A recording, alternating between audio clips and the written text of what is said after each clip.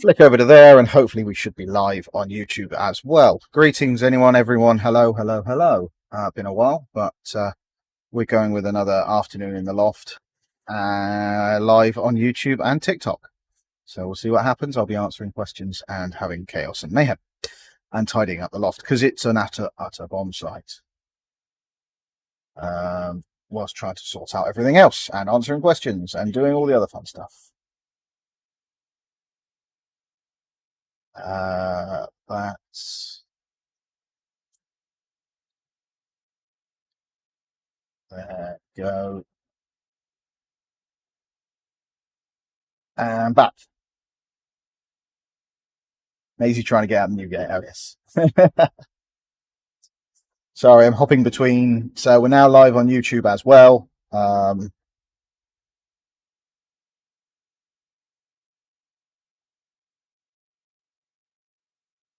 So if you want a wider angle, you can join me over there as well.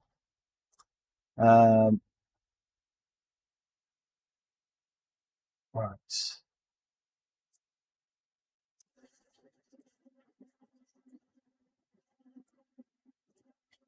Let's have a look. Maisie's up to sign in on everything. And we'll see where we end up with that.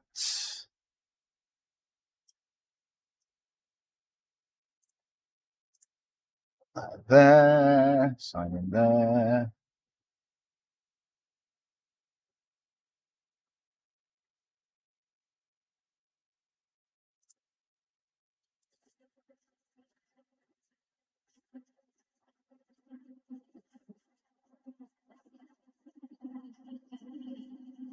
What is going on here? Come on.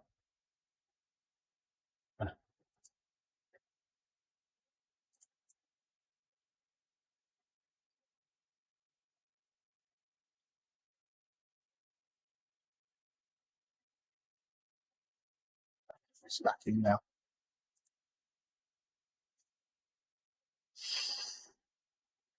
It depends where you are putting the edge of your network and how you're building your network. Because as an ISP, are you providing your clients with external IPs or internal IPs? If they're internal IPs, then you want some reasonable amount of firewalling on the edge of your network. If not, then you need to be routing IPs through to your client base. So there are things you need to consider with how you design your network. It's not just a angle up there. Go up there that way. It's not just having one firewall, because again, you've got to put into consideration what you're doing for your clients. Are they having firewalls? Will they require external? Are you going down the CG NAT route or the NAT route? There's lots of different things you need to consider.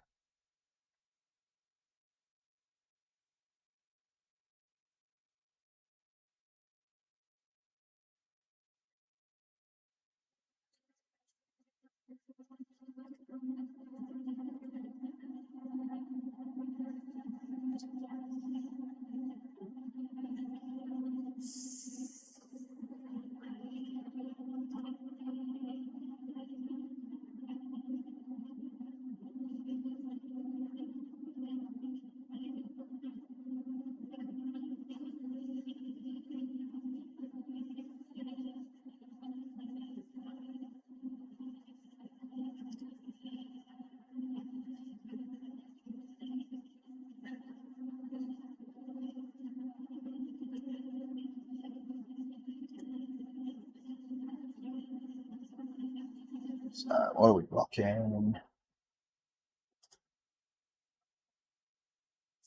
Ah, right. Let me specify.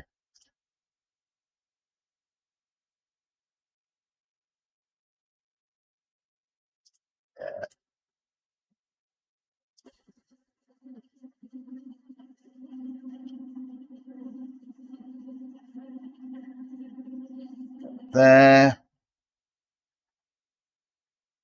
Have I managed to try it? Yes. Where is my axe? There's an Access Pro reader. We've got Access installed at a few places. Generally, we find it okay. There are limitations to the system. It's not just a does everything system. It's not as in depth as something like a Paxton system, things like that. But at the same time, if you just want door access that's very easy to set up, very easy to use, links into Ubiquity Kit, it's very, very simple in that aspect. And again, they're always adding feature sets to it. They're always adding new bits to it. I've got an Access hub somewhere here. I can't remember where. It's here somewhere. I need to tidy up, which is what we're doing in a bit.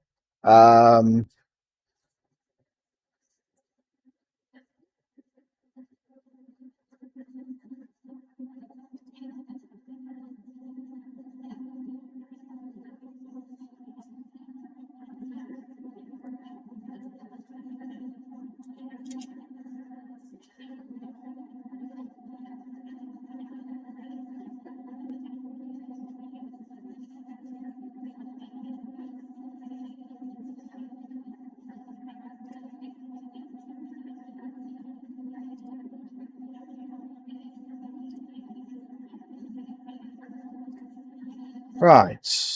What's going on with the servers? Why aren't you? That's fine. That's fine. Nodes are both online.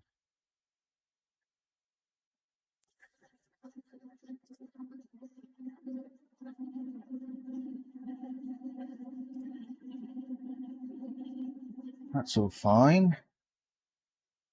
Let's just see if that's working. Details.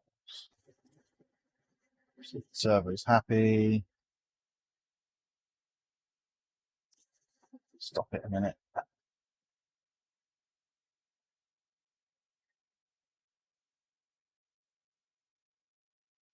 Bit of multitasking.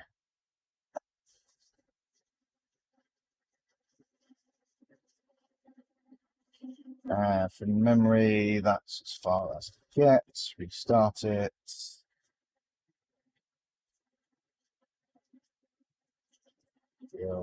Yeah. Start.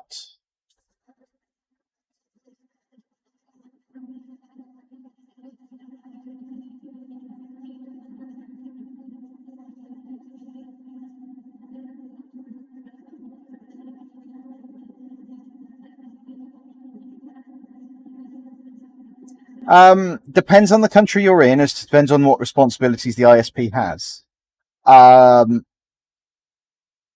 Again, there's not one rule for all countries for ISPs. You have to balance it out between where you are located in the world, what your regional, local laws state, and what your responsibilities are. Because some places it's like, no, the ISP just provides the connection. If a company's router gets compromised, that's on them. The ISP's job is just to facilitate the traffic. Other countries are, yeah, if an ISP isn't blocking things, then yeah, you shouldn't be letting that traffic through. Yeah.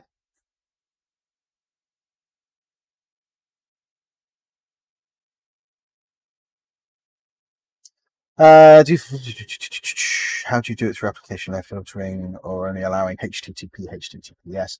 Yeah, you generally filter it down so that you only allow services out you want to allow out. Blocking, one of the key ones is blocking DNS over HTTPS,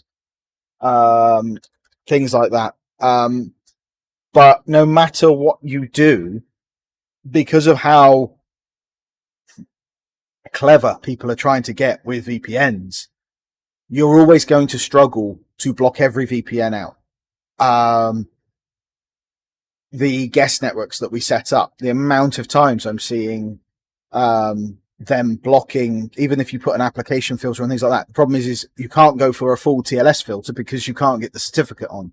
So you can't man in the middle them, but you can get the router to know where specific types of traffic go and things like that. So you can inspect to a certain degree. It's difficult.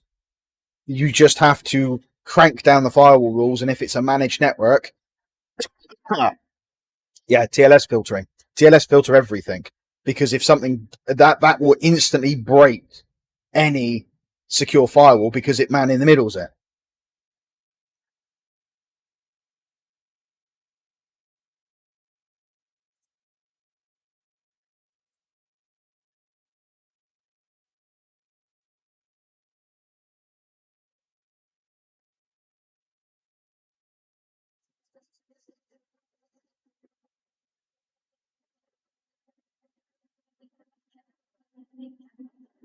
So, all right, just trying to find a specific chat room.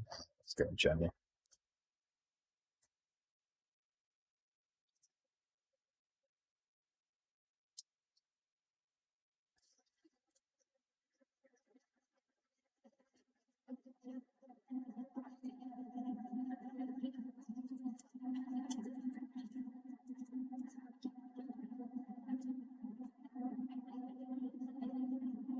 Multitasking.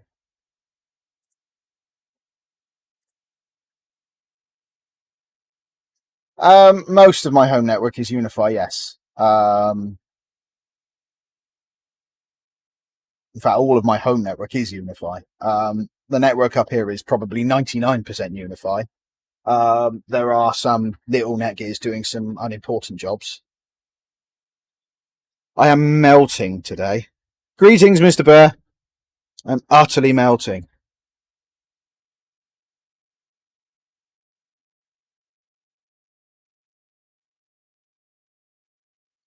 Right.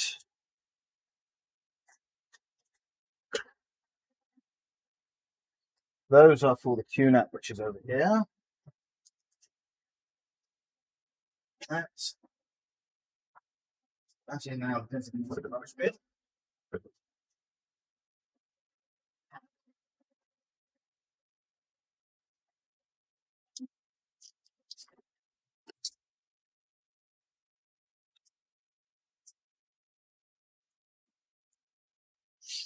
If you've never seen one before, that is a PoE Ubiquity chime, which has its own little mount, which is the same as, I believe, the Dome G5 Dome Ultra mount. I can compare that in a bit.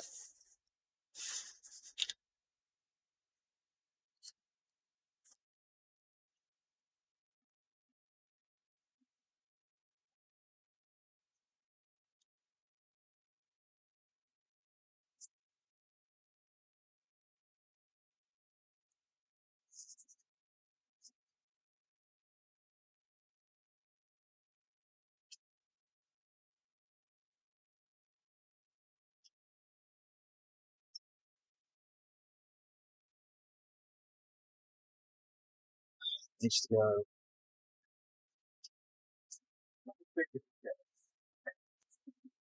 Seen that? That's that. So another dead Unify product.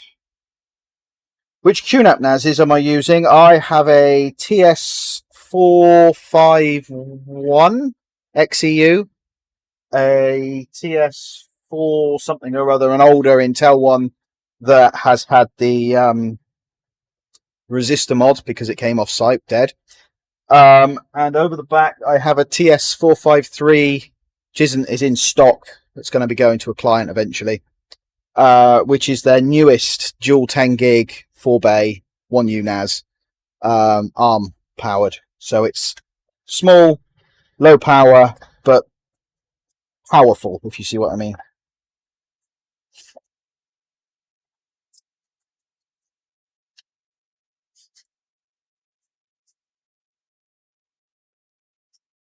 Yeah.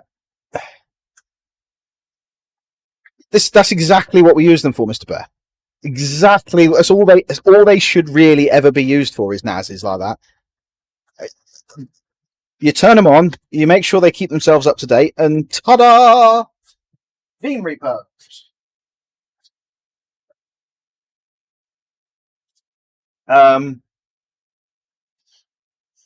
Plus, if you need them to do 10 gig, they'll do 10 gig now.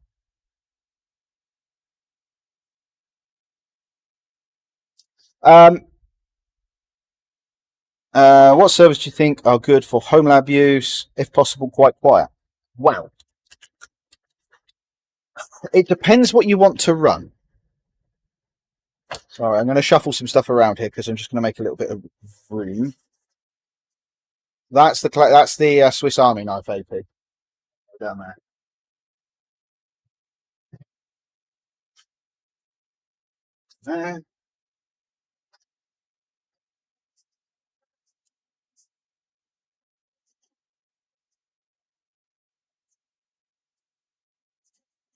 That's the doorbell I never got round to installing. Why is there a Tesco huddle on my desk? Shelf of retired items.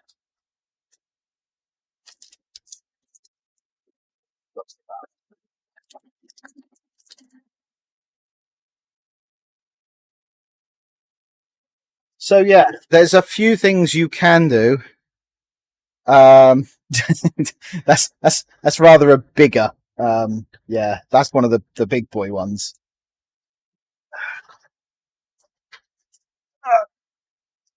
So I've just had one of these come back in. That's a HP micro server. That's a Gen 8.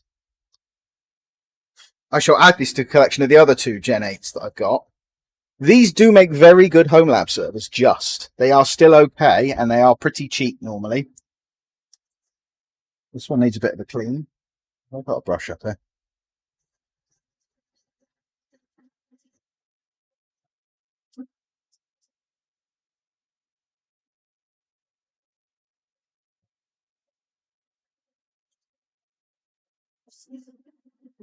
I don't think I got my paintbrush up here.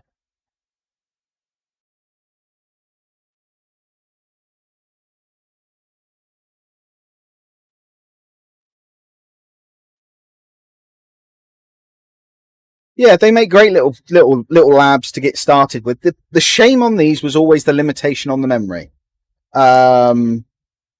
which was unfortunate, but it is what it is. It was why they were cheap new.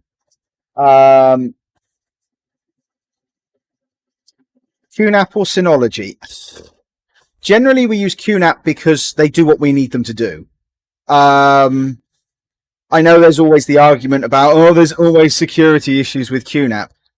Yes and no. QNAP are a bit cheaper. The interface is a bit nicer to use. QNAP currently haven't said you have to use specific hard disks, that sort of thing. So there are pros and cons both ways. Both are just a NAS at the end of the day. If you're using them to put things on the internet, things like that, then that's a different question. And I wouldn't recommend either, because they are both semi-vulnerable as each other in that respect. They've both had issues. They've both had critical vulnerabilities. But if you use a NAS as a NAS, which is what it's supposed to be, that's it. The hardware is pretty reliable. I mean, other than the Intel clock issue, which impacted everybody, I haven't had a QNAP NAS fail in a long time. We just don't really use Synology because for the same price point, or for a lower price point, we can get the equivalent QNAP. So it's that balancing point. What are you going to use it for? It's going to be a NAS to store backup data off-site. QNAP. If it's going to do more, and if some of the clients like, oh, I want it to face the internet, things like that, nah. Yeah, I probably haven't installed quite that many QNAPs overall, but generally, as we sort of cycle them out, we're not cycling them out because they failed. We're cycling them out because they're 10 years old, and they're unsupported. The argument again always gets presented. Oh, but what about all the security issues? QNAP have been pretty good at fixing their security issues recently. And you're in an environment where if you've got more devices out there, more exposed, they're going to find security, or they're going to find any issues quite quickly. That being said, it's no different to anything. It's like the whole firewall argument: Fortinet or Sophos, or WatchGuard or Sonic Wall, again, or pfSense, OpenSense. Pros and cons all round.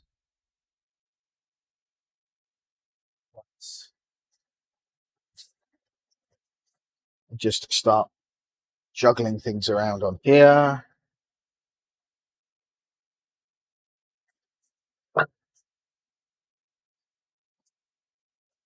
Threat Locker fidget spinner.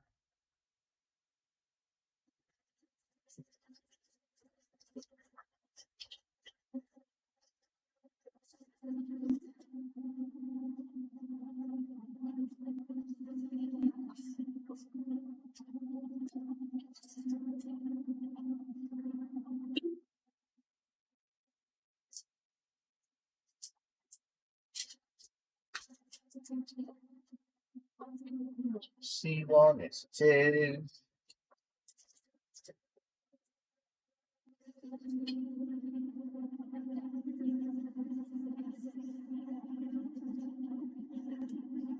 Yeah, I mean,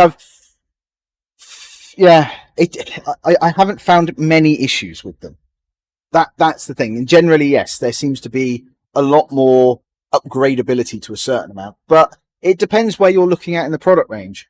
The one I've got sat over back behind there, brand new in its box, has got capability in it for 4 3.5-inch discs, 2 NVMe slots. It has got 2 SFP 10 gig SFP plus ports on the back. And I mean, you can buy that fully racked up full of like 4 or 8 terabyte discs or 4 terabyte discs for around about 1,200 quid.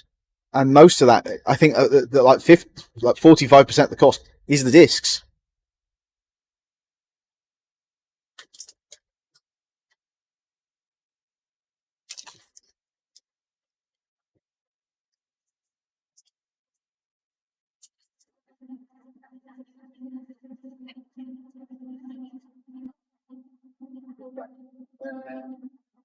Oh, that's my hub.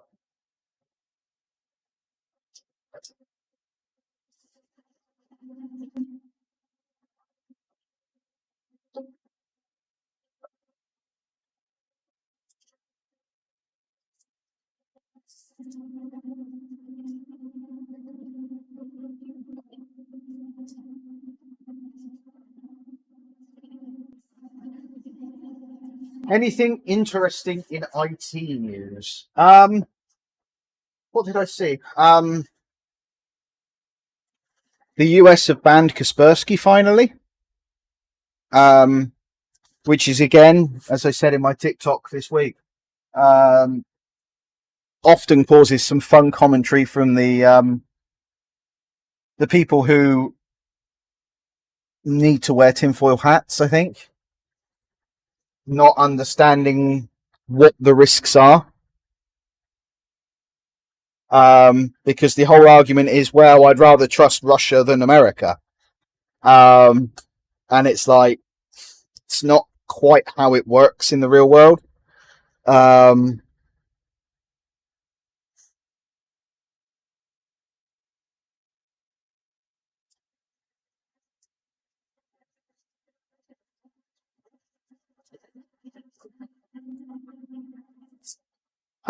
Pat test, visual inspection only, visual inspection only, visual inspection only. Lots of visual inspection only. Let's get rid of them.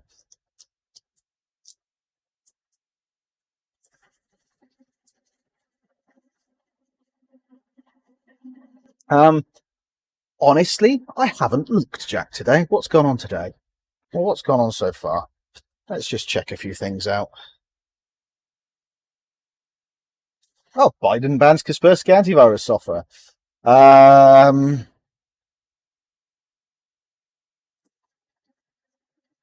CDK Global hacked while recovering from first cyber attack. Well, that's not a surprise. CDK,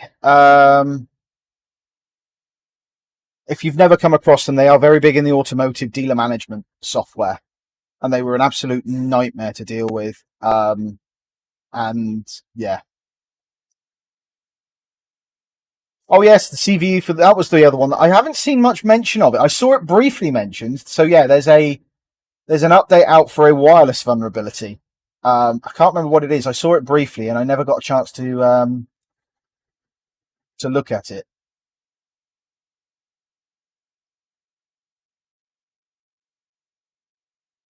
How does the likes of IT links with avionics? There are some good links with avionics as a fair bit of crossover, because a lot of obviously avionics software has to be written in networks that are usually air gapped. So it's understanding things like that. There is obviously the fact that most more modern systems to do with that, whilst not being a specific network, there is a degree of understanding you have to have. So, greetings, good sir. How are we? How's your Mac user?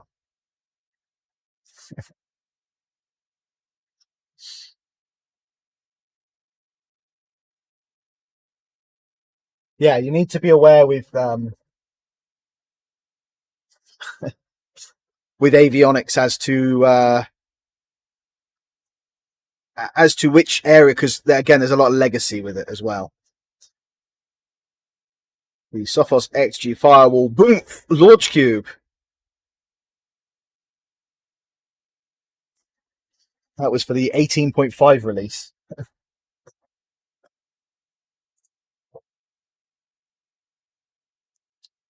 Yeah, just give them an M2 Air. They don't need an M3 Pro.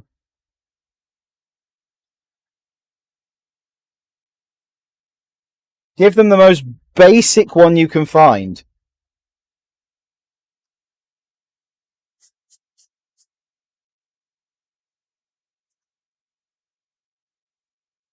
That's my normal fix on that. Everyone's heard of Apple AirTags, but did you know that Samsung did the Galaxy Smart Tag as well? Obviously, so popular. So much so that I've never taken that one out of his box.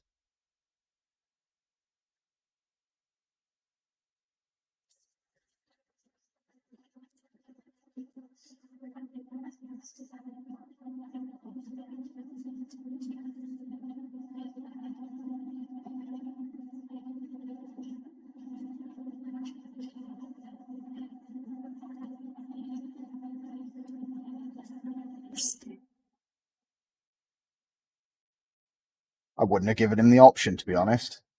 The only users that we look after with Macs are the ones that pay for it themselves and specifically say that's what they want. So, fine, no problem.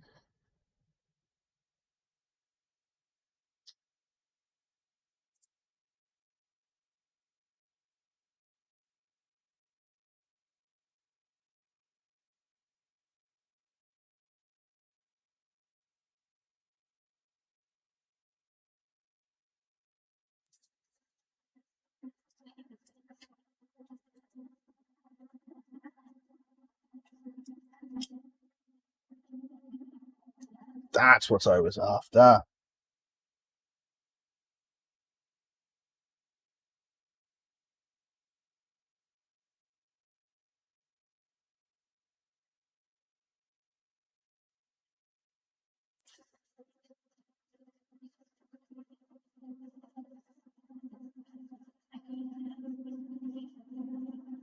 Do you think there'll be a point where we move away fully from hybrid cloud and on-prem servers? Not in the foreseeable future. As it stands, no. Purely and simply because as crafters, there are certain requirements of systems that need to be on-prem or partially on-prem for speed, for availability, for security.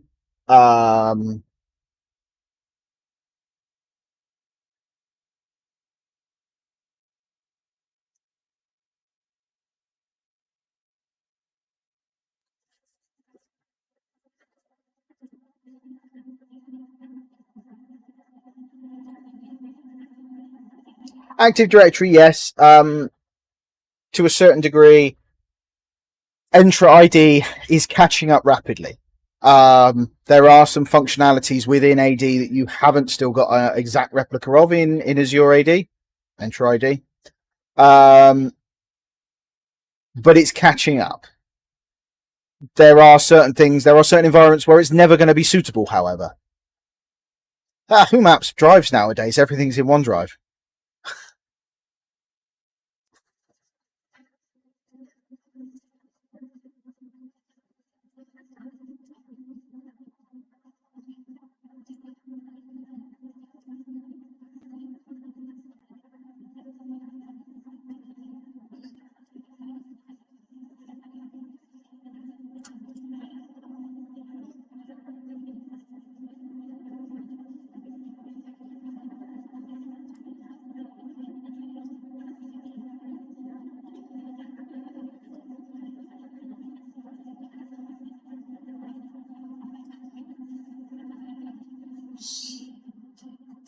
A lot of places don't need an on-prem AD. Afternoon, Rich.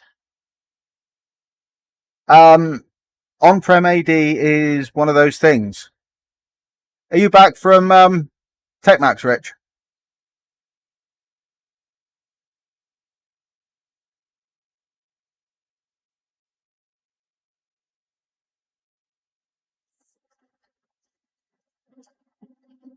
I'm talking YouTube and TikTok.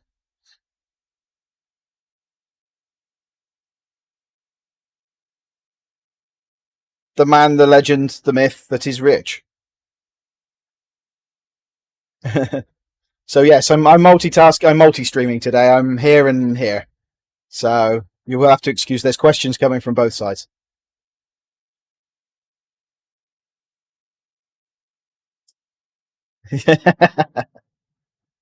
How was TechMax?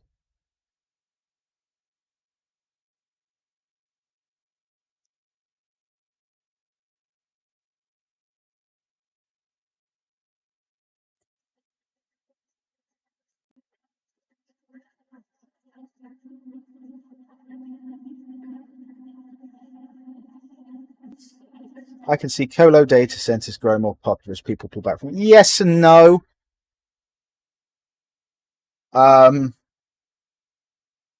Colo data centers, I don't think will grow in popularity. What they will probably have to start offering is more.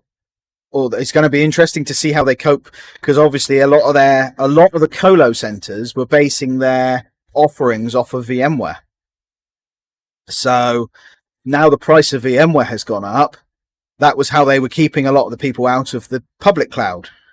That's gone up. Their pricing is going to have to go up, which means that the price differential changes, which means they're either going to have to look at a different hypervisor to base things on, which increases management costs, things like that. So there's interesting things going to have to happen there. What was the free stuff like, Rich? Please tell me there was plenty. I might try and make it next year.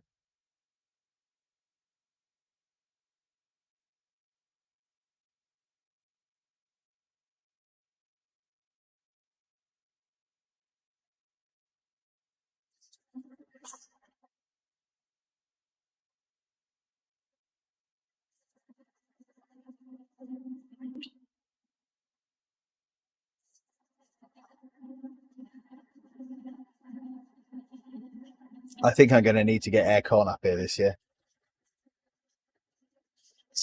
Yeah. Mostly pens, bags. Oh, yeah. Oh.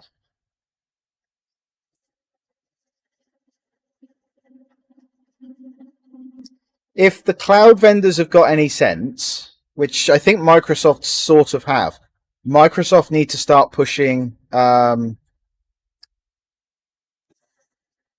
Azure Stack as a alternative, as an on-prem solution. You want a Lego R2D2? Awesome. Yeah. It's one thing I want to play with. Yeah. And again, as long as they get that right, because that's the gives you the effectively a good balance between the two. Yeah, that's the problem. They need to not get greedy with it.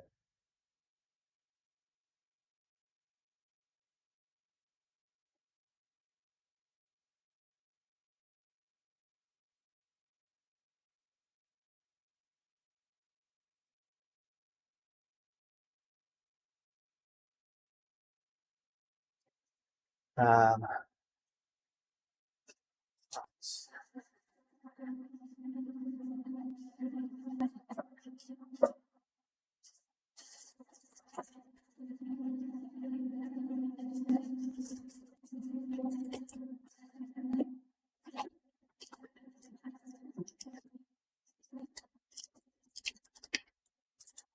used to be.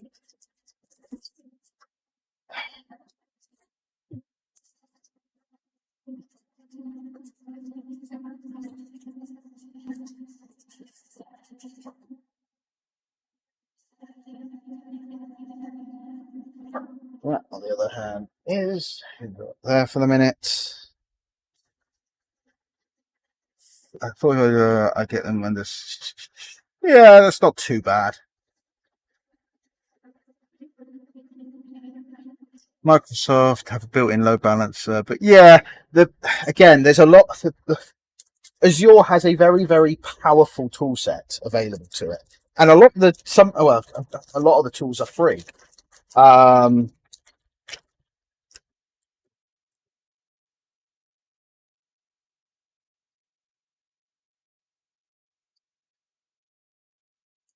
Let me guess. That. Yep. So that'd be a finds this brewer's job.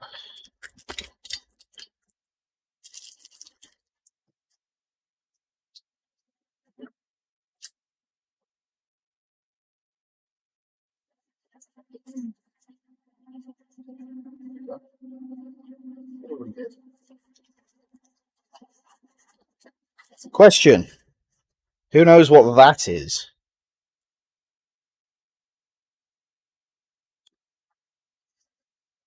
Work out what that is for.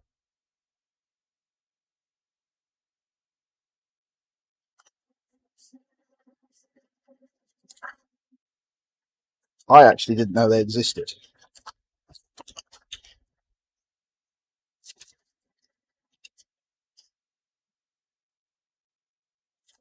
Yeah, that's the thing. You can host so much externally. Again, it comes. Yeah, yeah. Just sort of mount it on your wrist. It's just awful like that. Sort of, Rich. Very close. It is, but there's a specific use for that one. The answer from Rich is it looks like some sort of Visa mount.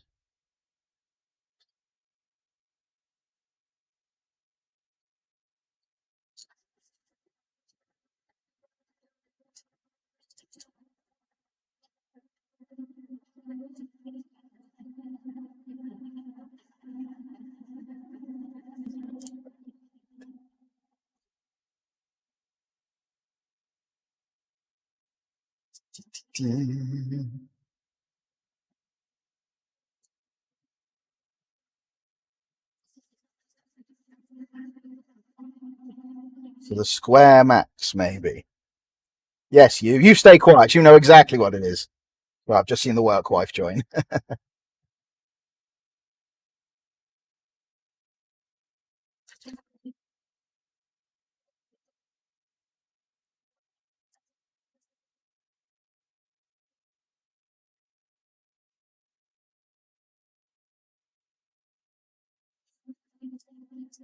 As in, you mean the IMAX, Rich?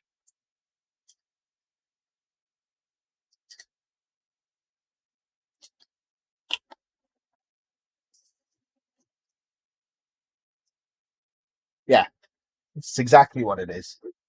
It's a Visa mount for an iMac.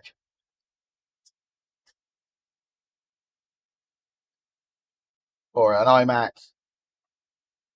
a Mac, um, cinema display, or a Thunderbolt display.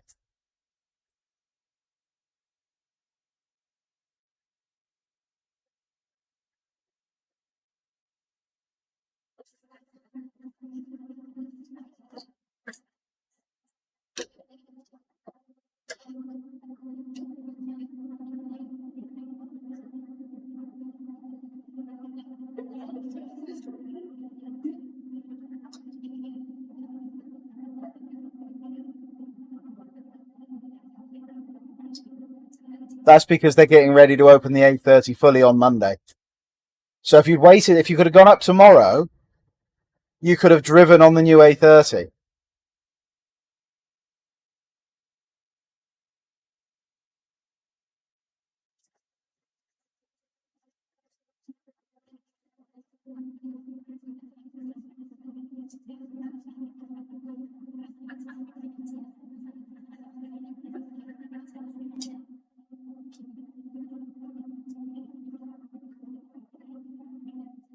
You didn't expect that much traffic on a sunny weekend after a glorious week in the best county in the country. There to be a lot of traffic going home on a Sunday.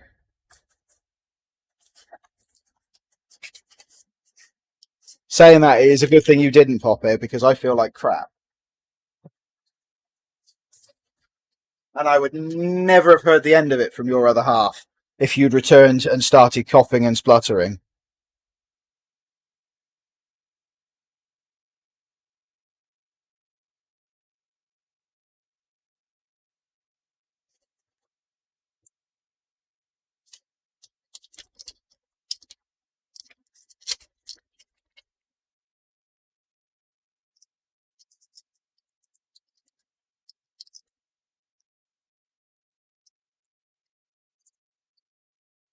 Well, it's raining here at the moment, so you won't miss much.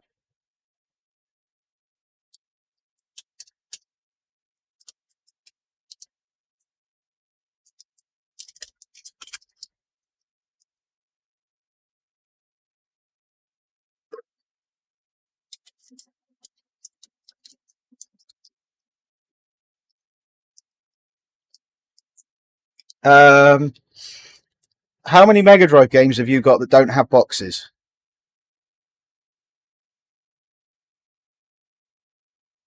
I know you've given me Sonic and Knuckles and Sonic 2.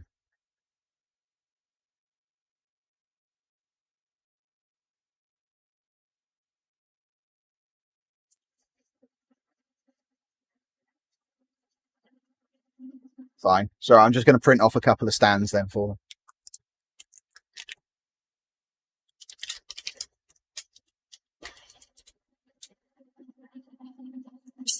Ow.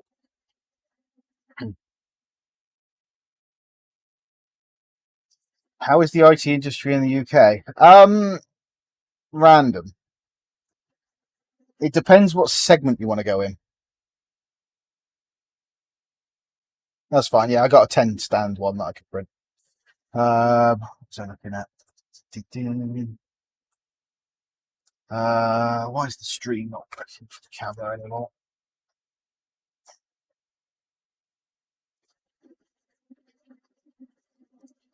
Or is it? Oh, it is.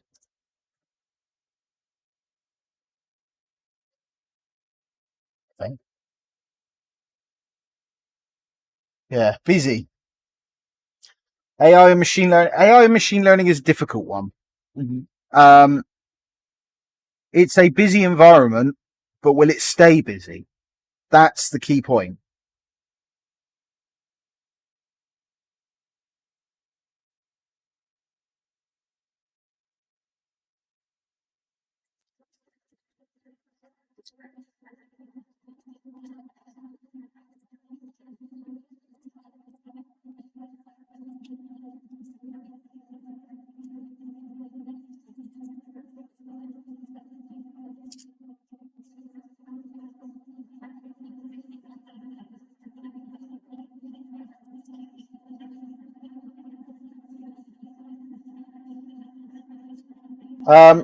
It's humid.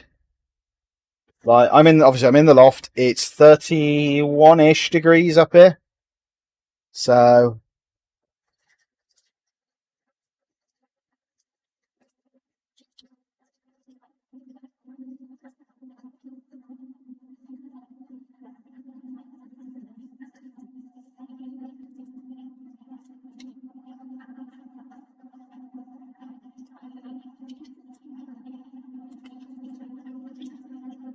yeah.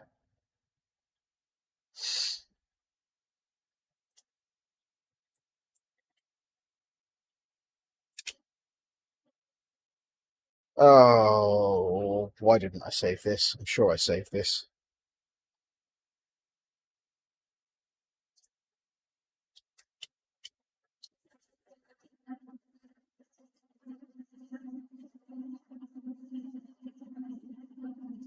Oh, I've forgotten the password to my streamer, my restreamer instance. I can reset it. It's not a problem. I just didn't save it.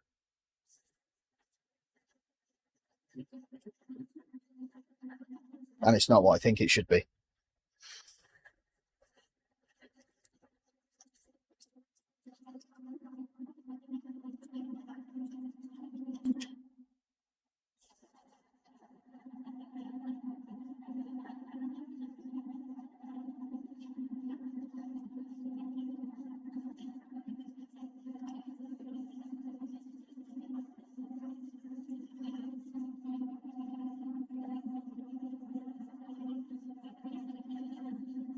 So it gives me a good excuse to go onto the host and update it if it needs doing.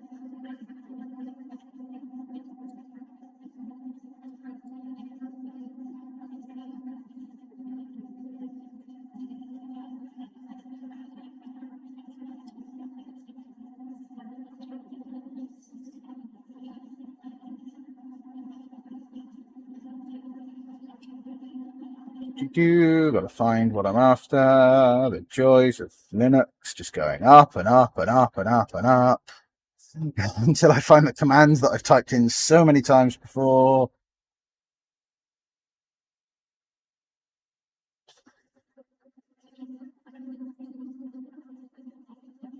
There it is.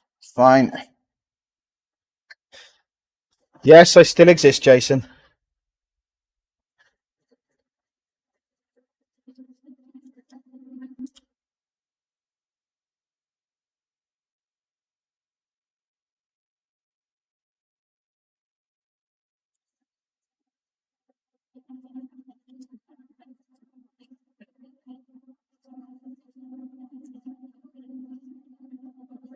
Yoy.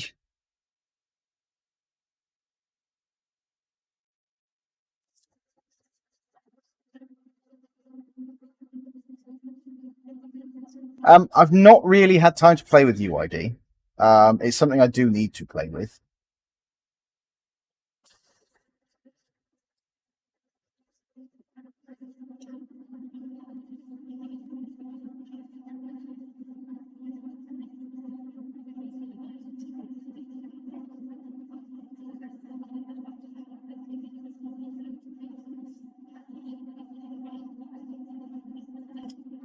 That one, I'm pretty sure it's that one. Let's try that again.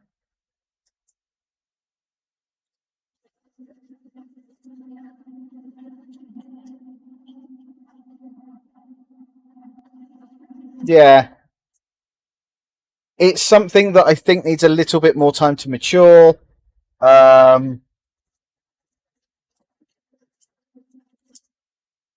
There we go.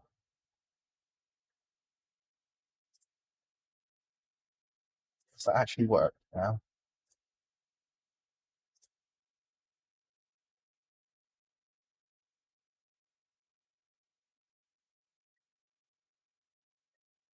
Yay, it's working.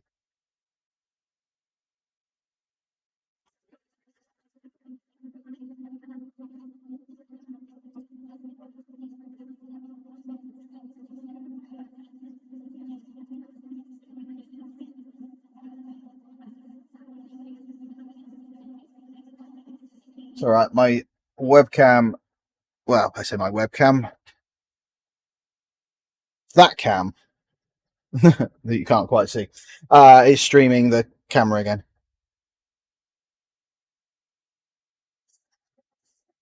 Dropbox and OneDrive integration now could be useful when they bring out the NAS. Yes, the NAS is a really interesting point. I still don't. I can understand why they want to do it with dedicated hardware. I just don't see why they don't release the app as well.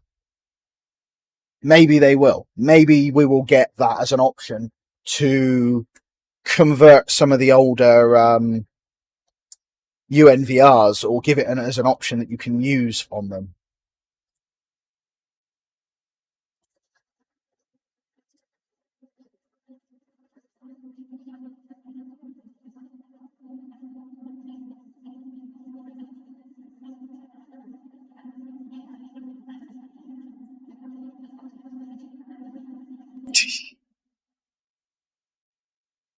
D-Link for the win.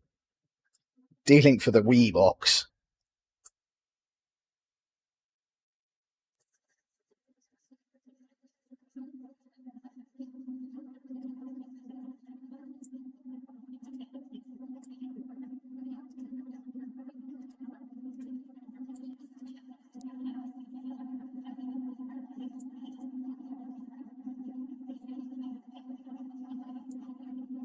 Yeah, that was one of the things. I've said this for a while. With the rumors of the NAS, with the images that have appeared, the images that are actually hosted on Ubiquity's site. Oh God, that's getting a bit.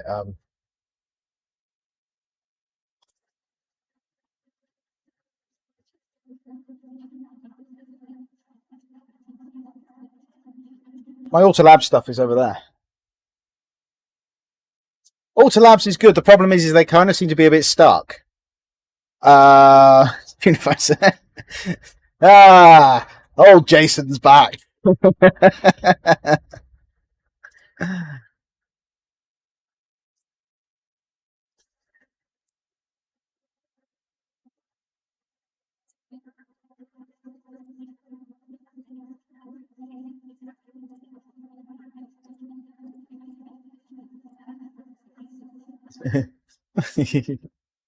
Not bad. How are you? He does really. No, he doesn't like the fact that he likes it. That's what it is.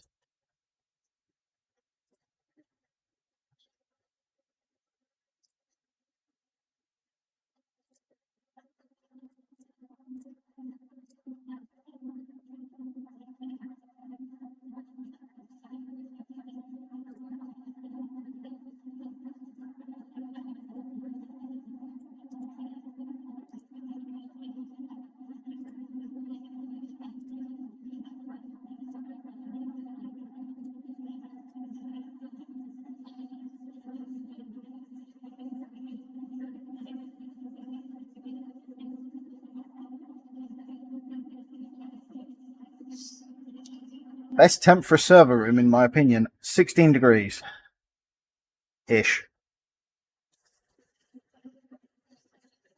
Not 30 like it is up here.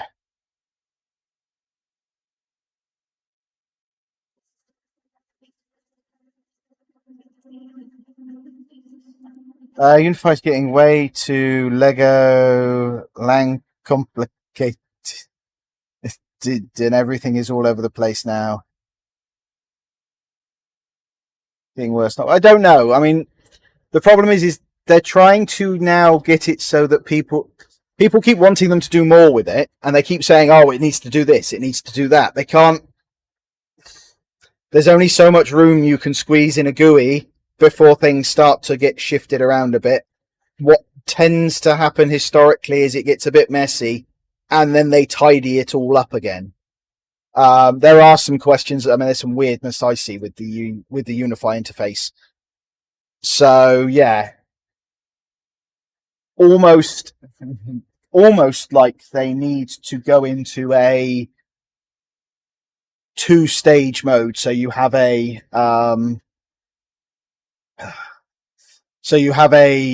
like a dashboard, and you get all the stuff that looks pretty and stuff, and then you have a more advanced dashboard that gets rid of a lot of that and focuses on the settings.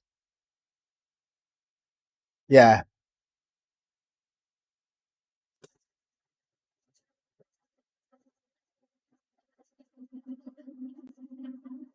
Yeah, something like that. Just a easy and advanced, or dashboard and advanced mode.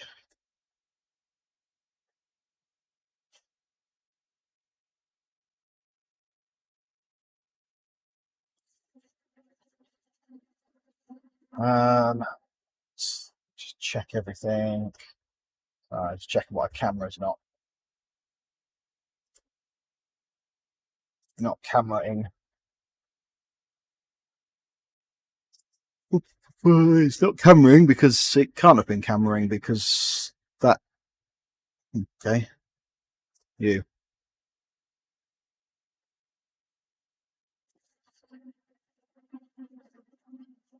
You get on UEFI BIOS. Yes-ish.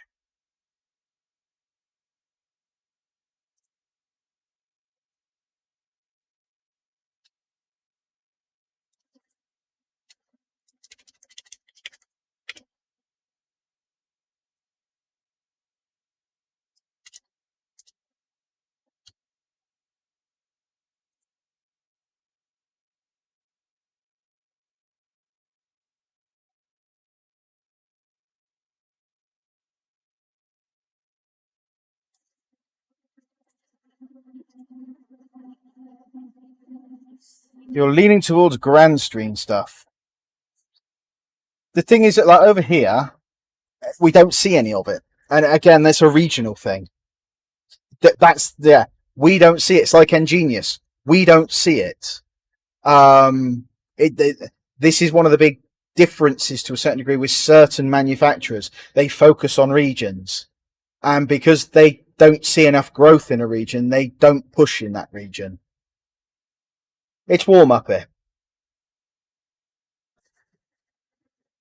We're getting up to 31, 32 now. It is, but the problem is the market's saturated. You have to have something that's different. You can't just go, well, we can do that too. Sophos tried that, and nobody bought their switching or their APs. And now they have actually a facility, a feature in them that is a bit different. But again, nobody's going to buy, because to do that, you have to have so many other things. You have to have something that is different. At the moment, they've got to compete against, for the budget end of the market, they're competing against TP-Link. For the middle of the road market, they're competing against Ubiquiti. And for the upper market, they're competing against Meraki. So where are they going to take their slice from? They've got to take their piece of the pie from somewhere, and no one's willing to easily give up their slice. So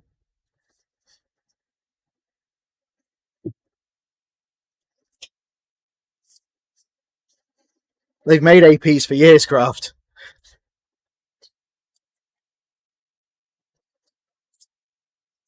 There's another one. They're just not that good.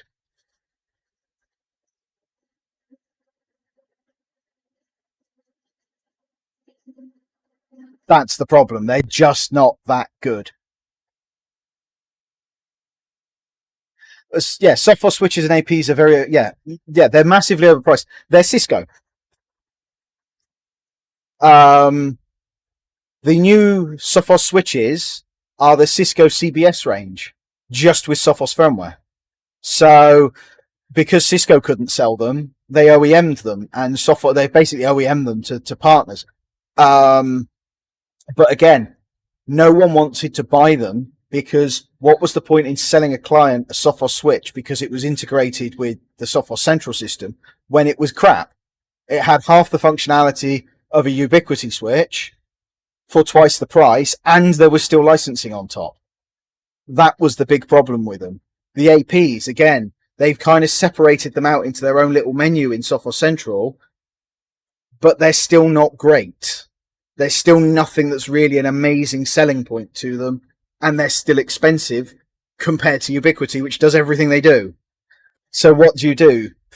Their argument is, well, you can manage it all in one place. And it's like, well, that's great, but why would I want to pay more for less? Why would I want to pay more for less functionality, less visibility, things like that? It's a difficult thing to sell. And when I've spoken to them, sorry, I'm just watching the dog.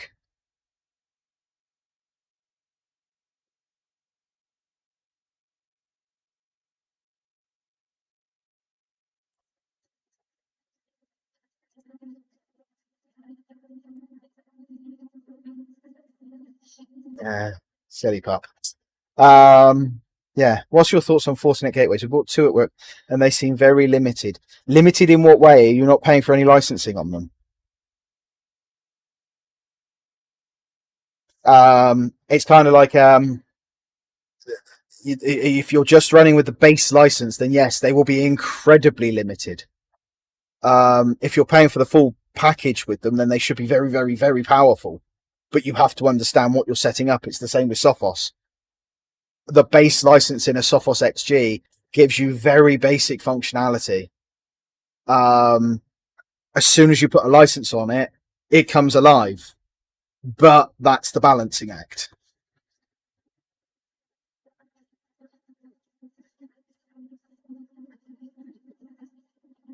Yeah, watch any of them. Sonic Wall are even worse.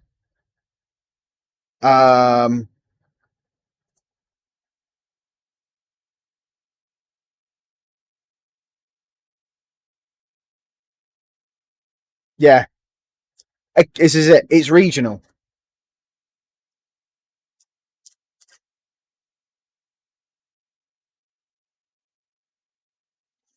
The future of UTM equals gone. Yeah, got UTM. It's software. SG UTM is gone.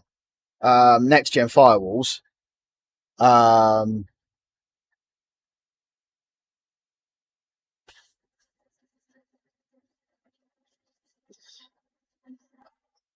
the switches, the EMS, and analyzer. Haven't seen any reason they cut. Jesus, which size ones did you buy? Hi, Techie. 27 grand each. How many clients are they serving?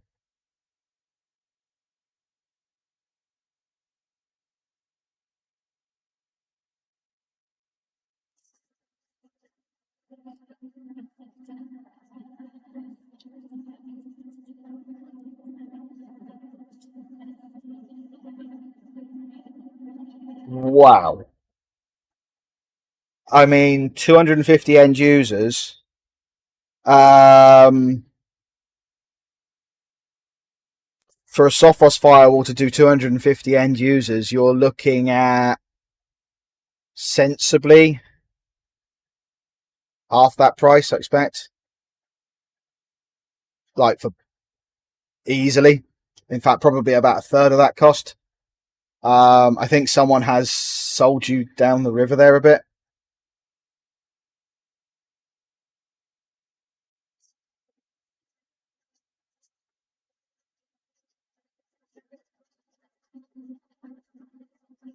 Yeah, Necker used to do UTMs. Yeah, they did suck. They were atrocious. They were horrible. It's like they used to do managed Wi-Fi, and it was awful.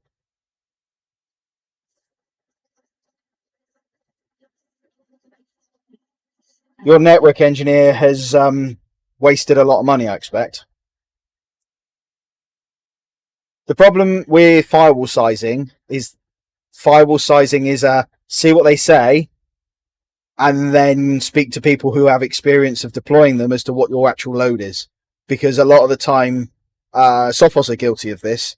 If you feed in what they reckon, like the size of the sites that they ask you for, they will always come up with something above what you need.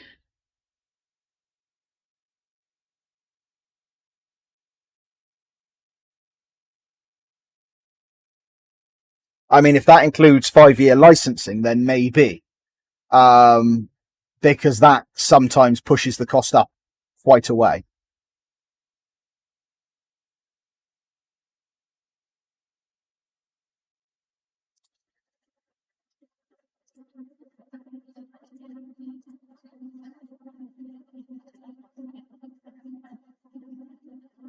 Yeah, I mean, for a 50 end user site, you would be looking at £1,000 to £1,500 for the Sophos firewall, and depending on how you license it, it'll be maybe £100 a month or less than that,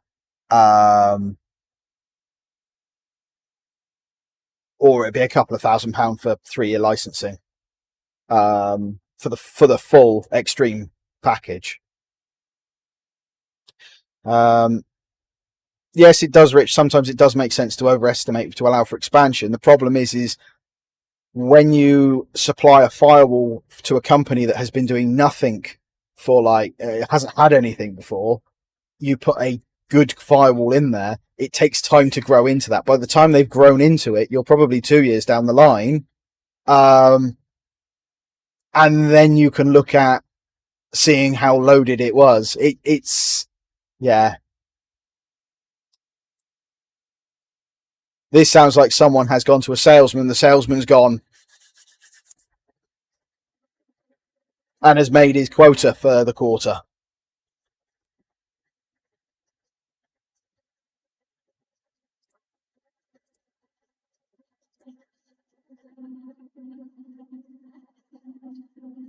Let's have a look at the Sophos firewall sizing tool.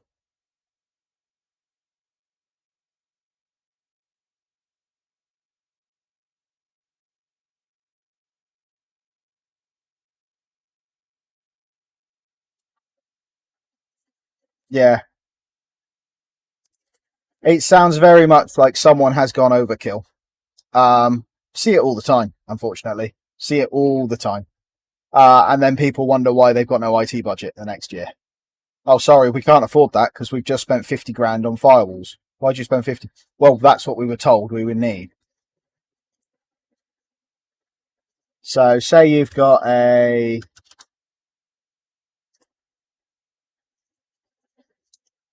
2 gigabit in leased line.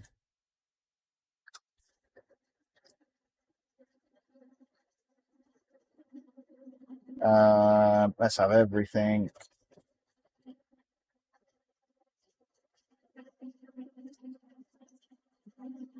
Current SSL VPN. So say you've got 150 wireless, none. Authentication, 250 users. See what Sophos say.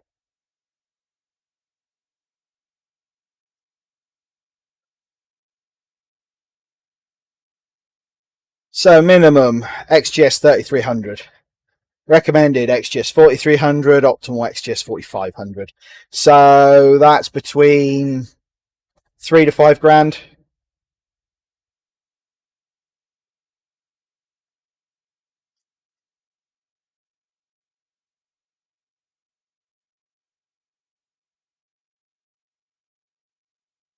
Oh, you've got the overhead. The problem is you're paying a lot of money for not using anything. You're paying a lot of money for no gain. In fact, so basically, the return on the investment on that will never happen because there's so much slack built into that you'll never consume it all. So by the time you get close to a return on the investment, it's time for new firewalls. And you'll go, if you've got someone in charge who understands it, you'll actually probably go down a size, or you'll go to a different vendor altogether. So yeah. Greetings. Oof. How long have we been live for? An hour and a bit there, and God knows on here, hour and a half at least. I am going to have to wind down, because it's getting stuffy up here and my chest is getting tight. So I'm going to have to wind it down before I do actually run out of voice.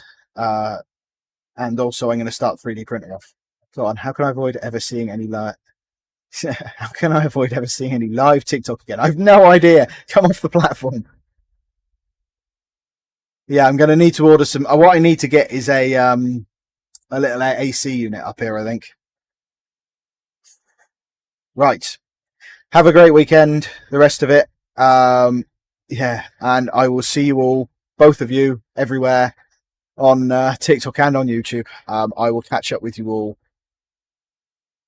during the week, I expect. Yeah, right.